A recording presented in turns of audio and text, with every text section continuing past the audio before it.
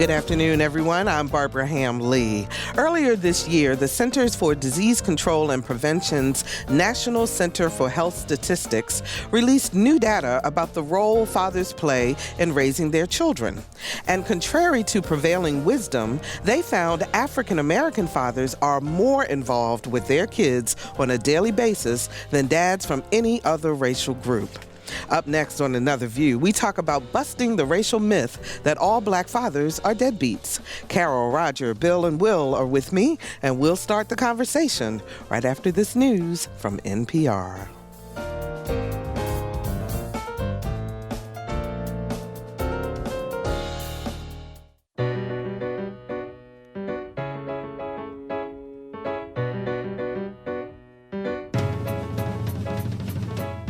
Discussing today's topics from an African-American perspective, this is Another View. And good afternoon, everyone, and welcome to Another View. I'm Barbara Ham-Lee. Our roundtable is here, and we're going to talk about fatherhood today. But before we do that, we lost a civil rights icon this week. Actress Ruby Dee passed away on Wednesday, and our Lisa Godley has this tribute.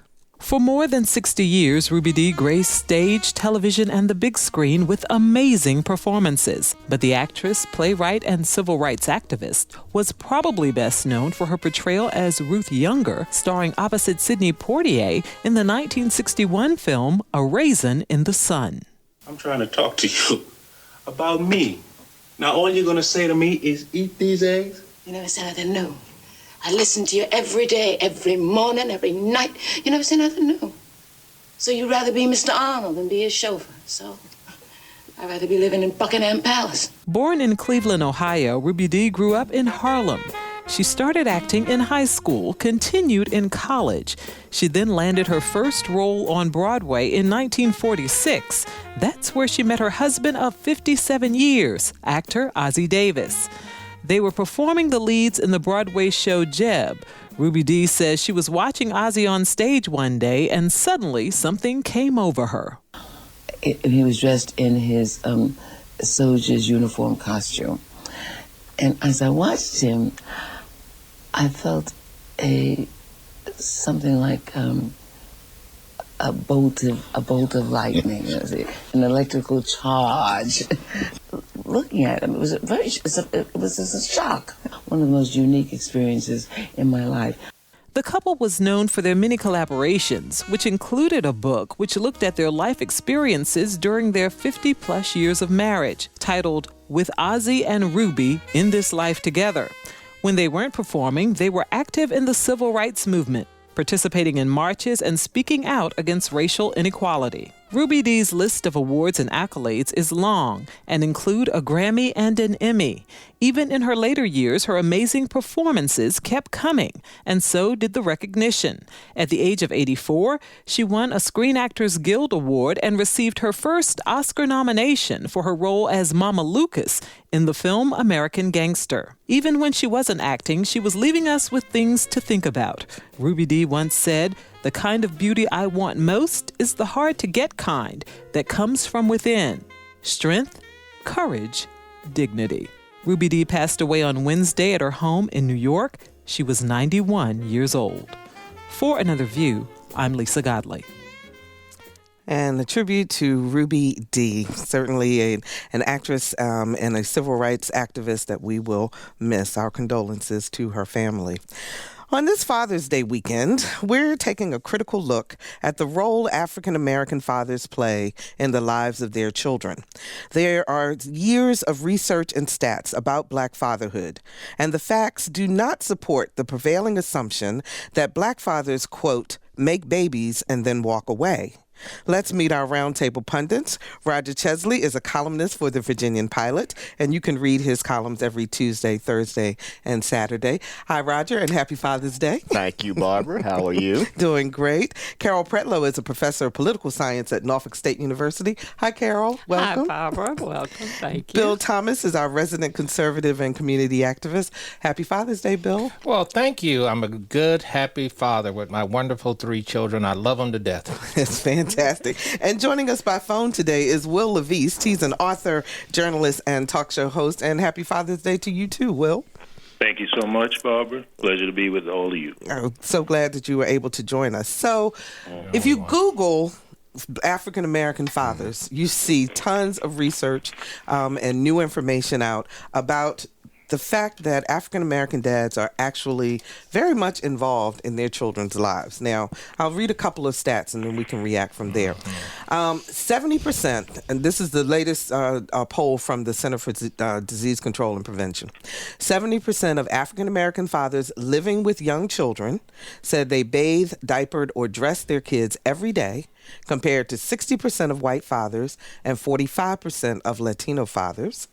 35% of black fathers living with their offspring read to them, compared to 30% of white dads and 22% of Latino dads. Although black fathers are more likely to live separately from their kids, 67% of them see their kids at least once a month, compared to 59% of white dads and 32% of Latino dads. And African American dads not living with their kids are just as involved as dads of other races. So why do we continue to hold on to this prevailing belief that all black dads are deadbeat dads? I think there's a certain amount of this comes from the fact that so many black fathers might not actually live with their children. And I think time is very important in this. You have to be both consistent and also spending time with the children.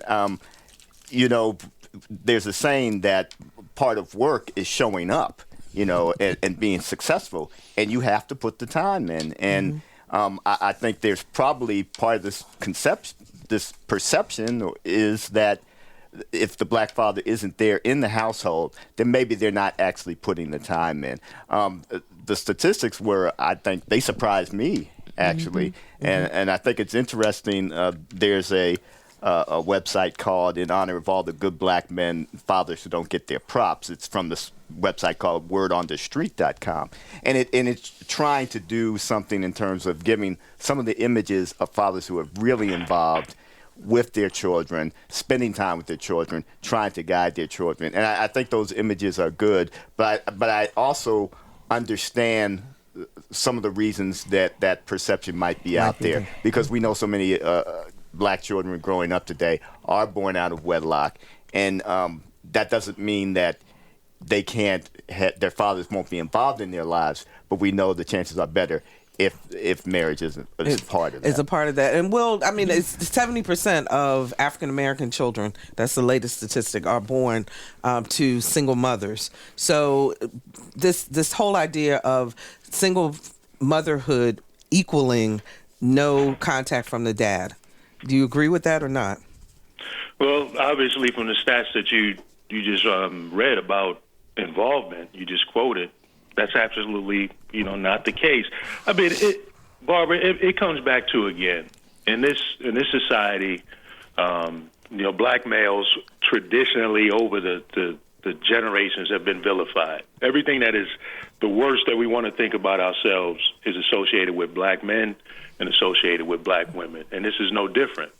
But when you look at the research, and there's also been researchers that have been looking at this for generations and being honest about it, again, we are no more less involved than anybody else.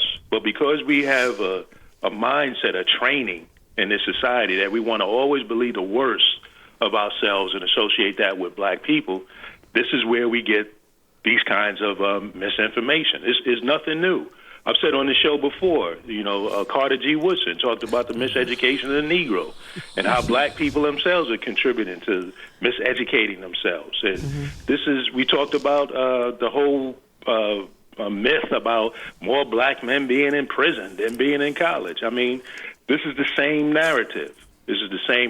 And until we put out real research and promote it, that's being done, and we take better control of being honest about our own storytelling, the myths are going to prevail.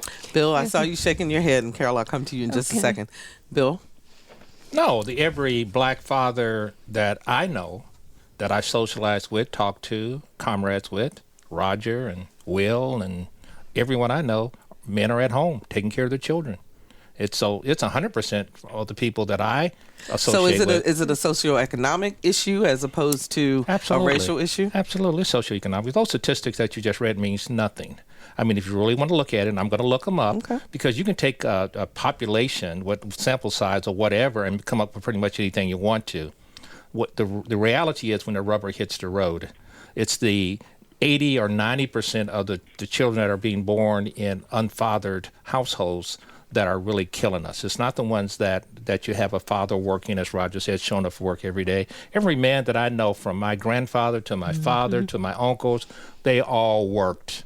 They all worked. One of the things when I moved into the inner city in Norfolk, the one thing that frightened me was I seen men not working. So you can talk all of this all you want. It really gets down to not race, it's economics. And you look at the socioeconomic group, the ones that are producing the babies. Roger, how many children do you have? Three. I had 3.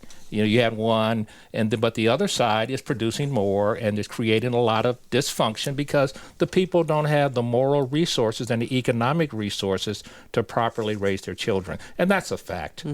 According to the Pew Research Center, the number of black dads living apart from their kids stems from structural systems of inequality and poverty, not the unfounded assumption that African American men place less value on parenting. Carol? Yeah, as I listened to your statistics, I was wondering who they sampled and what economic group and what educational group, what professional group. But I also thought that perhaps when you get on the ground, and I consider teaching on the ground, I have so many young men who bring their children to class, and they ask me, "Can I bring my daughter in? I'm taking care of her today." And one young man even told me he was learning to cornrow, and but people don't see and that. For those who don't know what cornrowing is, it's a hairstyle. Okay. Yeah, but people don't see that, and some of the people who are conducting these surveys don't talk to these people who are doing that. So, Barbara, go ahead. Remember what you asked about, and what this research is saying is that black fathers are either equally involved or slightly more involved than any other group. It's saying black fathers who are not engaged are no worse than anyone else.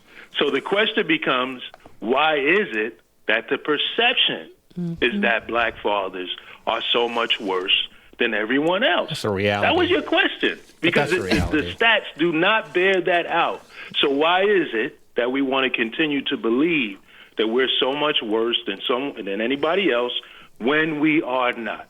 Nobody said that. I think the stats that you read, I don't think are relevant. I like to look them up. I'm going to get it from Barbara, and then I'm going to go look it up and see who they sampled. But at the same thing, I could take a sample myself, Roger, and said, "Bill, give me all the men that you know, and are they good fathers?" And I would say 99% are wonderful fathers. Wait a minute. We're talking about the Centers for Disease Control. They don't make them right. One of the most respected No, they're not. No, they're not. health organizations in the U.S. They're not. So I'm sorry. They're not. One at a time, you No, guys. they're not. I don't have any problem with the statistics that are put forth in this. Hang on. I do think that Will is bringing up a good point, because I do think that even among ourselves, sometimes we want to believe the worst among ourselves, because we get hit with some of these statistics, we get hit with some of these images, we get hit with some of these narratives, and do we know people who are not taking care of their children and who have fathered children and are not taking care and doing what they're supposed to do? Of course we do. We know many people also who are doing heroic things and going above and beyond the call. And let me just mention two. One is Tony Brothers. He's a local NBA referee. He's out in the western. He lives out in the western Tidewater area. He grew up in Norfolk, at least according to things that I've read. Attended Booker T. Washington High School. He's started something called the Still Hope Foundation with his wife, Monica Brothers, and they reach out to single women. Single moms. And then there's Horace Balmer, who I've written about. Grew up in Norfolk, went away, became a New York City police officer, later headed the security for many years for the NBA. And now he's been disgusted. He's talked to me about this, about some of the problems in terms of violence here among young men, often black young men in Norfolk. And he's reached out and he's trying to work with Mayor Paul Frame and with other city officials to see if there's some other things that can be done in terms of either mentorship and elsewise. And those are just two. Both of them are fathers themselves, but they've gone on beyond their own families to try to work with folks who aren't in their families. So we have lots of people. I think we tend to overlook the folks who are doing good. And I'll just say this and get out. When my father passed about 20 years ago, I said, he was the type of man that you probably wouldn't see in the newspaper until his obituary runs, because he didn't cause trouble. He did what he was supposed to do. Newspapers and television tend not to cover those types of things because that's what we're supposed to do. Right, that's considered the norm. So therefore, it's not news, right, as they put it. Carol, when you were growing up, and contrast the students that you see now who come in asking they bring their kids and so forth, and the students that when you were growing up and the lifestyles that they were living. Well, is it different? It is different because, back in the day when I was growing up and when I went to college, the whole community was behind those people who wanted to go to college, even if there were some who couldn't afford it. Unfortunately, too, and maybe fortunately, I don't know, those people from middle-class backgrounds, when you went to college, you knew you had your family support, your church support, your community support, and the percentage of those people who did not have any support was very minimal. Now, when you look at college classrooms, 90% of the people who are in that classroom are from first-generation college graduates.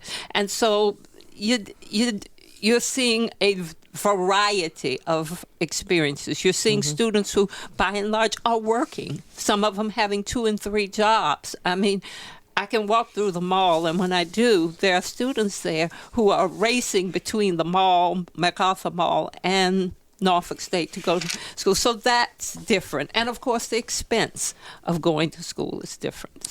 So they're still involved in their kids' lives. Yeah, regardless. They're still involved. So, Bill, there was a guy named Dwayne Richards. He has a website called Daddy Doing Work, and he put out a photograph of himself where he had his baby in the little baby carrier on his chest, and he was combing his daughter's hair. And the picture went viral, and if you read the comments underneath, the photograph, the disbelief that this could be an African-American father, the vitriol about, this can't be true because black men don't care about their kids. The media, is it all the media's fault, or? No, it's our fault. We used to have structures and institutions in our lives, which began with our churches. First of all and foremost, I believe our race, our African-American race, has gotten too far away from God and those central values that we used to have. Those used to be our authenticators, not the press. We never believed the press. We never believed a lot of the books that came out. No, I'm serious, because they said horrible things. And it was accepted. You remember all of that stuff they used to say. Yeah, it's changed. Things have changed now. I'm talking 50 years ago. So we had to come up with new ways to authenticate our worthiness. I was on another radio program, and they asked me, Bill, do you feel that you are superior to white people? And I said, yes. And then callers called in and said, why? Because I'm from Africa. That's where the generation of human beings began. We were kings and queens. And we were always taught that, not in an arrogant way, but I never felt that I was something less. I always thought that I was something more. So I don't think that's significantly relevant. What I do believe is relevant after the rubber hits the road, Carolyn can talk about it, and I can talk about it, or you can read these statistics that they are putting in the paper saying that only 10% of the 8th grade black males in America can read at a proficiency level of the 4th grade. I mean, when you look at the realities of what's going on, it doesn't validate what you're saying. Now, we do a lot in our communities, and black men do a lot and have a yeoman's of opportunities, and we don't get credit for it, and we don't expect credit for it. But at the end of the day, our children, in my judgment, are not where they should be.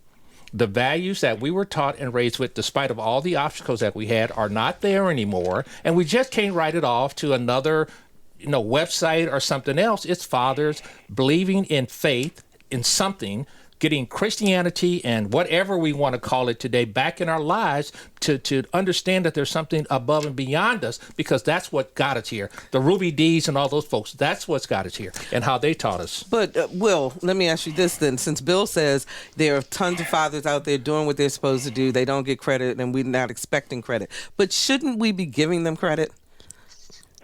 Will? Barbara, you all know off air I love and respect Bill and admire him greatly, and especially the way he's always reminiscent about how things never really were. Oh, goodness. And, the thing is that all of these issues that we face now existed generations ago, and with even more intensity. He talked about we never paid attention to the press. That's what gave rise, and Roger will tell you, that's what gave rise to the black press. Mm-hmm. Okay. And black people paid attention to the black press, and black press oftentimes put out positive imagery, but oftentimes put out a whole lot of negative imageries too. And so, to your question about whether we should be giving and celebrating black men who are doing the right thing, absolutely. I mean, there's a website, for example, that I did a piece on my show, theblackmancan.org, theblackmancan.org, that is out there putting out positive images about black men. There's several other websites. Some of you have already mentioned them. Why are these websites coming up? They're coming up because we live in a society, like Pew said. Again, Pew, researchers being honest, being true to science, said that because of the structural things that are in place, historically, things we've talked about this on this show ad nauseum. Because of those things that are in place, this is why we see these disparities. If you take away these structural things, we are all human, and we're all going to exhibit the same kind of behaviors. Mm-hmm. So that's the bottom line. This is not there's no black gene that makes you irresponsible as a father. It does not exist. I'm sorry. Listeners, I'm sorry. It doesn't exist. We're all human. If you take away the structural things that are in place that have been here historically, you're going to see that we all have the same behavior. So the white fathers who are not living with their children, there's not a negative perception that all white fathers are doing that, right? Mm-hmm. Why isn't that? Why isn't that the case? Why do we get movies about white fathers who are not with their children, but are still, trying to do the right thing? And why do we get those movies, but we don't get them about the black fathers? The CDC, Bill, to your point a little bit earlier, CDC studied 10,400 fathers ages 15 to 44 from all backgrounds nationwide, and the report was weighted to reflect the approximately 62 million men ages 15 to 44 in the country. So, but they also, if you read the footnotes as well, because the sample wasn't large enough, it's not statistically significant. But more important than that, they didn't observe; they asked. So they asked. They didn't observe; they asked. So be honest with me. Does that make a difference? That does make a Carol, difference. Go ahead. It does make a difference. Will. Go ahead, Carol. Because if you're basing on just observation, you don't know the psychological, sociological, and all of the factors that go in. The other side of it is that you are unfortunately feeding into your own biases and your own perceptions, rather than let me ask you, what is happening in your household? Why is it happening? What are you doing to alleviate it? You're just leaving it out. But doesn't that apply to all races? I mean, why is it then? It seems to me it would just as valid for the black respondents as it would be for all the other respondents as well. No. I just don't believe it. I'm an economist, so I believe in understanding numbers. I'm going to look this up. I'm going to look into it. I can't answer it right now. But again, I'm going back to the facts, and the facts are, will you answer this question for me? According to the United States Department of Education, only 10% of 8th grade black males in America can read at a proficient level. I want to know why. If the genes aren't different, which I agree with 1,000%, and I know there's structural things that go on, you're going to tell me that I live in some kind of never land when I was growing up. Hold tight. Let him but finish. then I could drive through the tunnel between Mallory and Settlers Landing and not have to duck bullets. I mean, our whole family structure and the value and the religions and the beliefs that we have don't exist anymore. And the difference between having value with money or value with faith and value with human dignity, it is lower than it was when we grew up. Money isn't everything. There's a whole lot of other conditions that you have to measure. So that's just I guess, the never land I'm living in. Carol? Yeah, Okay. I was going I'm coming to you, Will. Go ahead, to Carol. agree with you in part and disagree with you. First of all, when you look at that, people who cannot read, I'm thinking, what happens to the schools? What happened to these people when they were in school from first grade through 12th grade? Is there a difference in what goes on in inner city schools and what goes on in suburban schools? Because I can't fathom if... Well, and I'm sorry to say, back in the day, if a person had trouble reading, there was somebody saying, okay, I'm going to help you do this. Will? Again, Carol is now joining in with Bill on this. You know, the way things never were. As if nowadays, if someone is having difficulty reading, there is no one there to intervene. Of course, they have those things in place in the school system. And of course, Bill, that there has not been a total breakdown of morals and religion and family values. You're sitting there right next to Roger, whose children were raised in a Catholic household, who have gone on to college. Come on, we have people. My own children raised in a Christian household, gone on to college. So these things exist. So what I'm saying is, go back to what Barbara just asked you about the picture, the photo of the man posting black father doing work.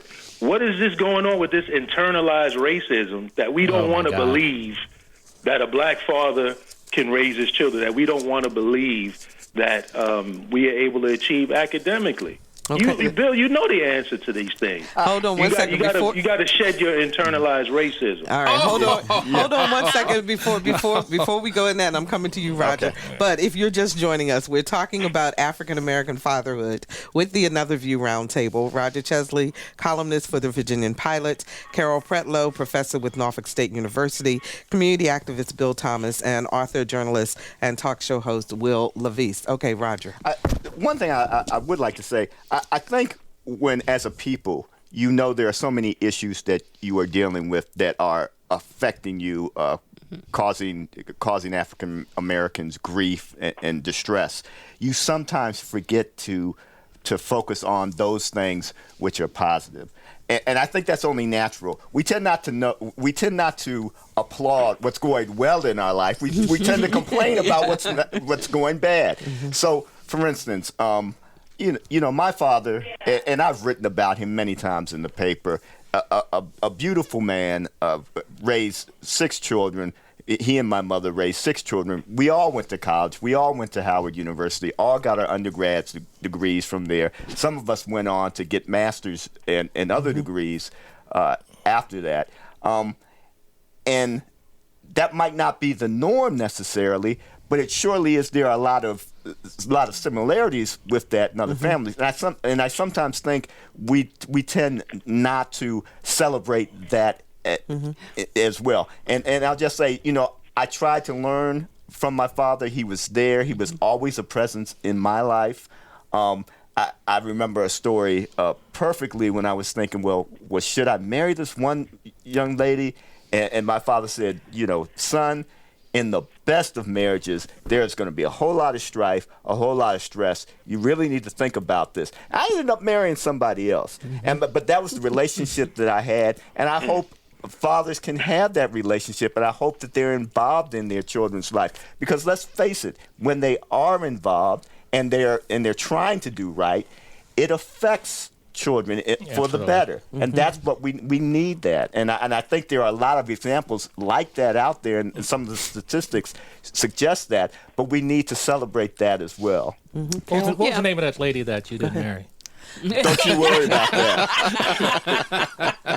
Well, Carol, go ahead. About to agree that we don't celebrate enough the people who are doing, and case in point is I had a young man in my class once. I was going over and over and over something, and he said, Ms. Pretlow, tell me this. You're spending all this time concentrating on those people who don't do. What about those of us who have A's and B's? We need your help too. And I guess it's a tendency to look at whoever is lacking to say, okay, I'm going to pull them up. Those others will be all right. And I guess that's what we have to do. We have to do both. We have to be multi-talented. Bill? No, I don't understand why my good friend and colleague Will don't understand what I'm saying. My dad was one of the most positive persons in my life. I never saw him take a drink. I never saw him curse. I don't know why. I know he was a soldier and he did things, but he never did that in front of us. He was just a positive image, as well as my grandfather and my uncles, and it wasn't celebrated. I don't need the white man to authenticate who I am. And maybe that's what's wrong with me.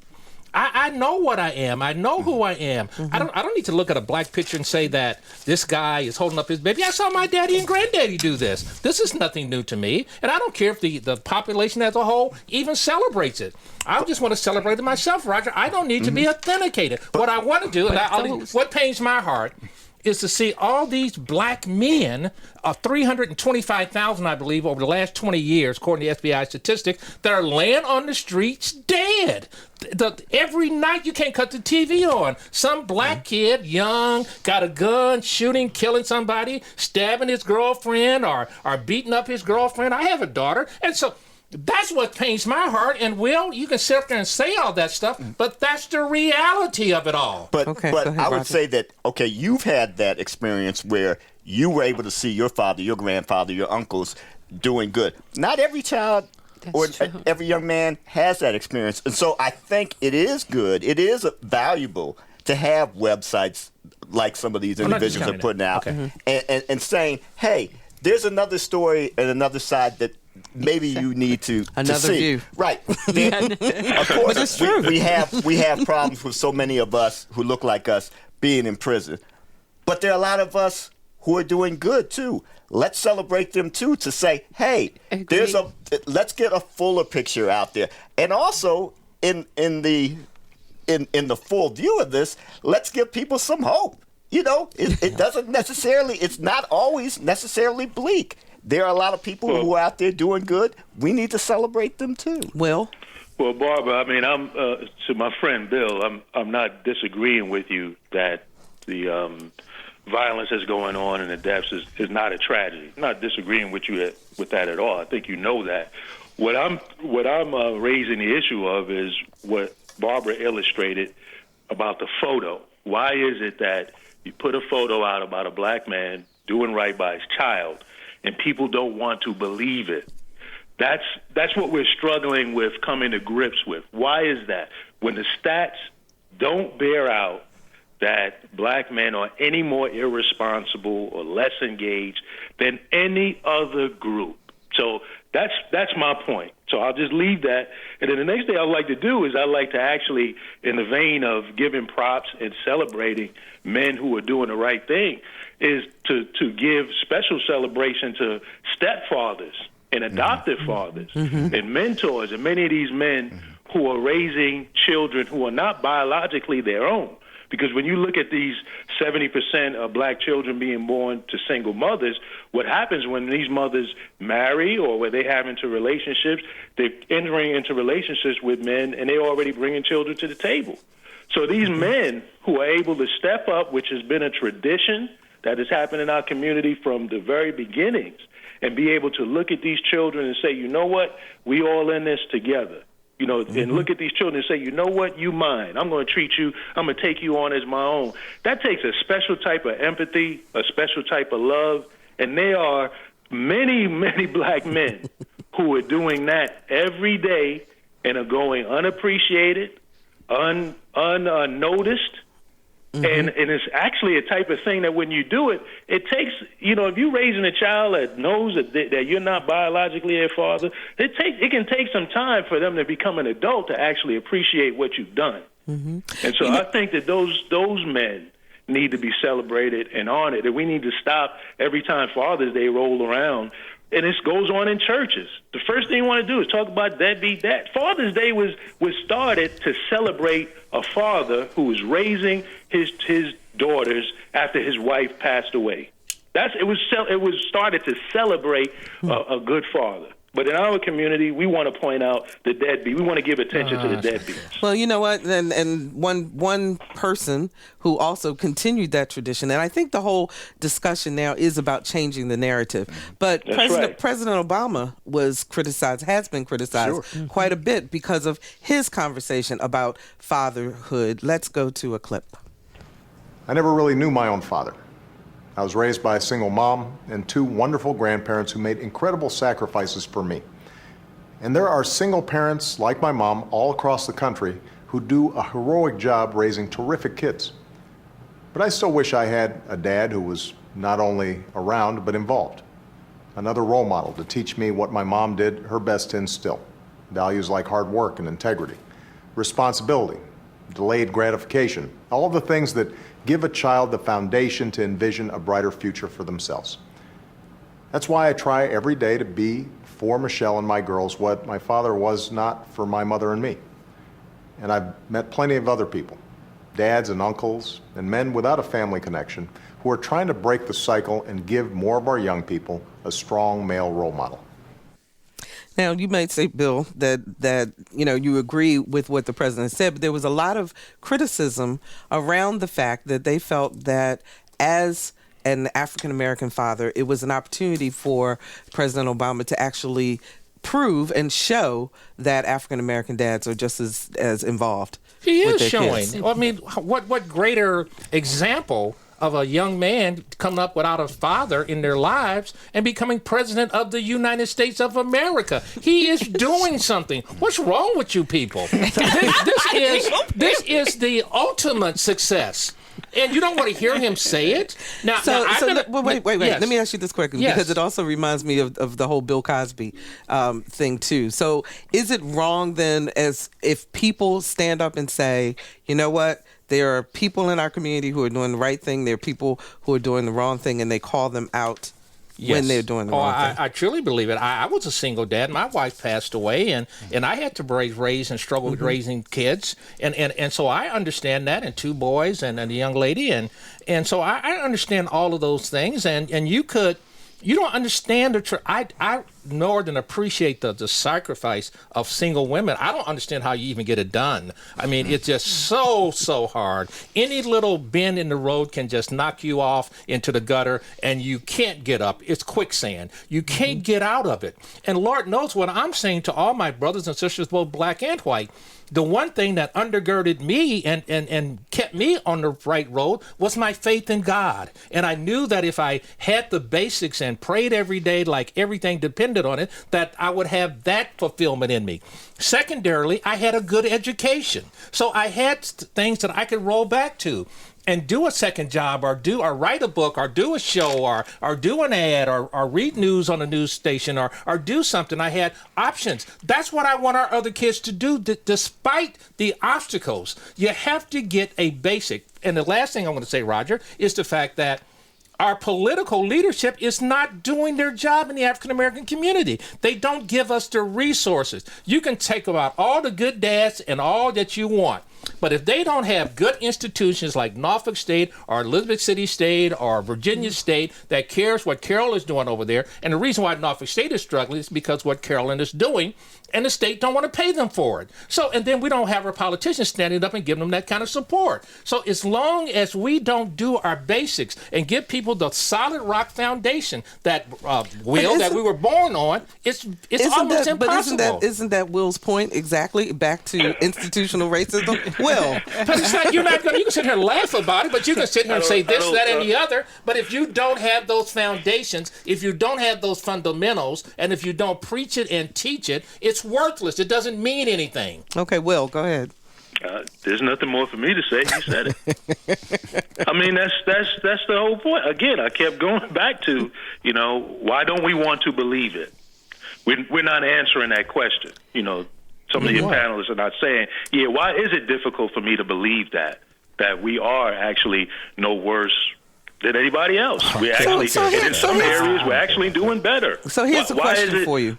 Why is it so hard? Here's a question for all of you, then, because I was going to say, if we don't change that narrative, what happens to our future generations? Then will they ever think positively about themselves? I'm going to harken to what, something that Will said earlier. The black press partly came about because of some of the images of us as a people. And we all know that some of the majority newspapers around the country, there were often certain stories of achievement involving African Americans that were never going to make those publications. And so we had the black press. We had black radio and TV stations. Well, now, if you're an interested human being and you know a little bit about the web, you can put up your own blogs. You can put up your own web pages to help get some of those images out there. And I think that's important, and I think that's a good thing.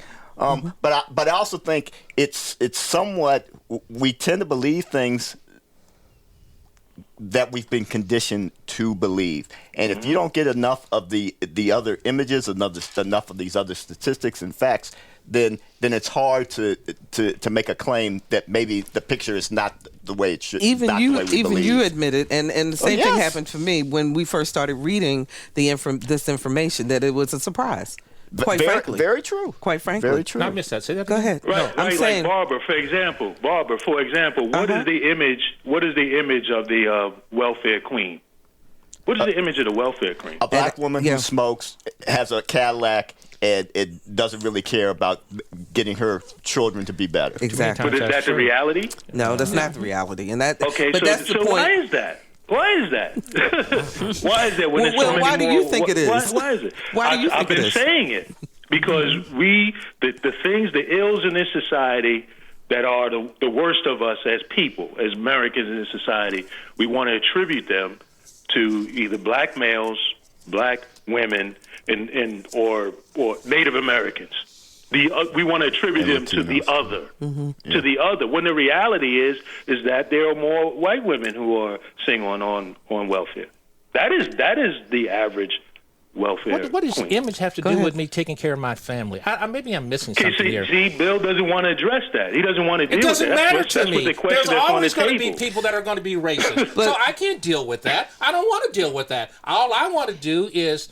And here's where I think this happened. I was on the politicians. I could say the same thing about the black people like me. Because once we made it, then we throw away the New Journal Guide. We moved out of the city. We didn't support people like Roger and Will and people that were writing for the majority paper when they was messing with y'all, and it's probably still today. We didn't put our foot down and said, no, stop it. We like these images these black people are doing. Instead, we got some Uncle Tom, Negroes in some of these positions that were worse than the white folks. And that's just true. So I agree with you, but then how do you fix it? I just think, I just like to go back to things that work. But no, we had an opportunity to do it that I didn't throw away. It was a Call and Post in Cleveland at the time, the African-American paper. But we went and started reading the Cleveland Plain Dealer or the Detroit News or whatever it was, and we let the other papers go. We advertised with them. We didn't protect the people that were working there, the solid Americans that were doing good things there. So a lot of that is our fault. So then what do? Do we still keep saying all the white people look at us as welfare queens and this and that and the other? So what? What are we going to do to fix it? Maybe the web is one way of doing it. I think it helps. We haven't heard from you, Newman. I'm hearing, of course, that we have to do something. And I think what we have to do is not only support black institutions, but we have to get in there from the grassroots up. I mean, we look at the top of the totem pole. Oh, that person is the executive director, or that person is in Congress, or that. Yeah. Okay, it means that community action groups, study groups at universities, church groups we have to learn from the past. No, we're not revisiting the past, but we learn from it by. Okay, let me ask this question up a little bit, because I always think, and I've asked this question on this show before. So, is there any other ethnic racial group that is responsible for pulling up the next as African Americans are, or as we are told that we're supposed to do? What do you think, Roger? Probably not, but but I think of the Jewish community that I think a lot is put on them. I think of Native Americans. We certainly get hammered. I think I often... Because middle class people really get hammered, right? Because we're like you said, Bill. We move to the suburbs. We do other things. We assimilate more into society, if you will. Well, oftentimes, and I know I've talked with Leonard Pitts about this before, another a columnist with the Miami Herald. I mean, it often seems as if we don't get the credit when black people do good, but when black people do bad, we're often to say, well, see, why don't you fix this particular issue? And, I think we do want, as a people, I think we do want to do better. I think we do want to lift each other up. But we are all individuals, and, we can't always be responsible for everything that somebody else does. I got a perfect example. Bill? I don't know, it was 2 or 3 years ago, this man wrote a story from Virginia Beach. Talking about Roger. Yes. Okay. Of a black girl learning how to swim. And white people showing them how to swim. And you could just see the virtual all that all went through it was just terribly awful. And we commended him for doing it here on this radio program, and as best we could. And every time I thought about it, I commended. I wrote him a note, Roger, just keep it up. But how about the NAACP, or churches, or our business leaders, and Cox Cable, or WTKR? They want to help people and solve problems. I'm just saying, they don't want to solve those problems because we're not putting the pressure on them to do it. And it is all economics. Will, you can say what all you want, and I can say what all I want. It all gets down to money at the end of the day. But if we don't protect him for bringing that image out, or protect you, or protect Norfolk State, or protect Hampton, or do crazy things. I'm going to see an crazy article they wrote on Hampton University Proton Therapy Institute in the daily press today. You see these kind of slighting things, but we don't step up and do anything. Now, I try to do it, and you get punished. Now, I'm going to get punished. They're probably going to boot me off the board of CNU. They probably will. But that's going to be to their detriment, because I'm going to be louder and crazier, and I'm going to do whatever I have to do to do whatever I have to do. I'm just not going to take it. How can you be any crazier, Bill? And that's what I want to know. And that's the way people look at it. Because I think I'm just as good or better than white folks. I won't shut up, and I'm not going to shut up. And when I hurt, I holler. And I'm not going to allow this stuff just to go down with me taking it and sitting on my porch at 90 years old and not saying anything. But again, my point is, that's very article, run it again, somebody trying to do something nice, good, because when people had drowned it out there or something, and you should have saw the stuff. Did we protect him? Oh, I don't think so. Will? Well, I mean, I respect my friend Bill, and he's making many of my points. If you give the show an hour, you give it some time, he eventually comes over to my side. And to your point, Barbara, yes, I think I mentioned before, when I was the editor of Mixed Magazines, a multicultural publication there in Hampton Roads, I got an opportunity to spend a lot of time and learn a lot about the different ethnic communities and racial communities. And if you know anything about the story of America and people coming over, they came over from their various different countries and different groups, and they banded together and developed systems and institutions from there. So yes, every other group, yes, absolutely, feels a responsibility to help its own and to move people. And within that, there are complexities that go on. There's socio-economic problems that go on. If you're from India, there's a caste system. You come over here, some of those things are still in play.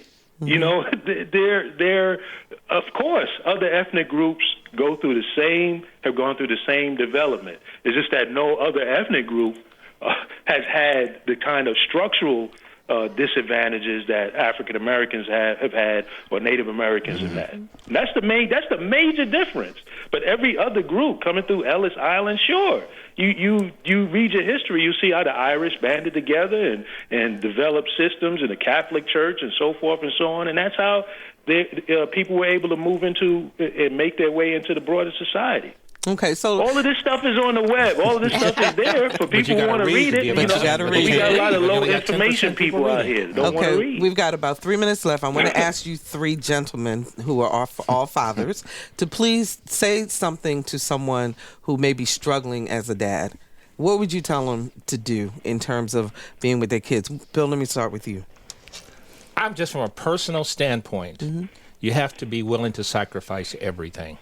Your dignity, your money, your wealth, everything you have to do for the betterment of your children. You just have to have that mindset. It doesn't matter if you have to juggle paying bills and be embarrassed because you can't pay one, or you have to go ask a friend to help, or if you have to go ask the church to help, or you have to work harder, or if you have to work at McDonald's, or you have to do everything that you can, not only to hug the baby and put him up in front of the camera, but to also let them see you doing that. And I think you'll be better off. Okay, Roger? I just think it's the greatest, most rewarding job you could ever have. I love sports, and I feel like every day I'm like a coach, and I'm trying to coach my 3 kids up. Now, they've done great. They're all smarter than me, and I guess in the sense of evolution, that's a good thing because they're smarter than dad, and I hope that they let me live with them when as I get older. But it is the most rewarding. It is the most. They're just great feelings. I recall how I used to read to them when they were little children. It was one of the happiest things that I ever got to do, and I just would encourage, especially young men who might be thinking of pitching on their responsibilities. Don't do it. Yeah. Hang in there. There's rewards at the end. Okay, Will, you've got like 30 seconds. Sorry. I would just say that when I decided to man up and raise my children, I have 3 adult children. My youngest is 21 now. It was one of the toughest decisions I made. It was one of the most difficult things to do, to try to nurture and mold another human being. But I tell you, it was absolutely the best decision that I made in my life. And, there's going to be ups and downs, there's going to be challenges, but I'll tell you, at the end, you want to be able to sleep at night knowing that you did the right thing by your children, because you're supporting your children for a lifetime is a commitment that any man ought to make. All right. And on that note, we are out of time once again. Thank you so much, Roundtable. I appreciate you being here, and you'll be back again next month. And we will be right back.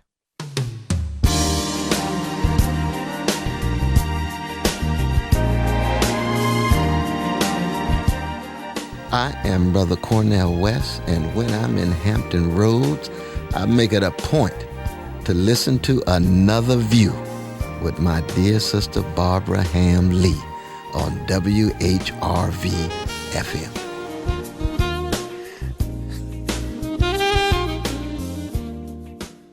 Oh, wow. I haven't heard from Brother Cornel West in a while, so happy Father's Day to him, too.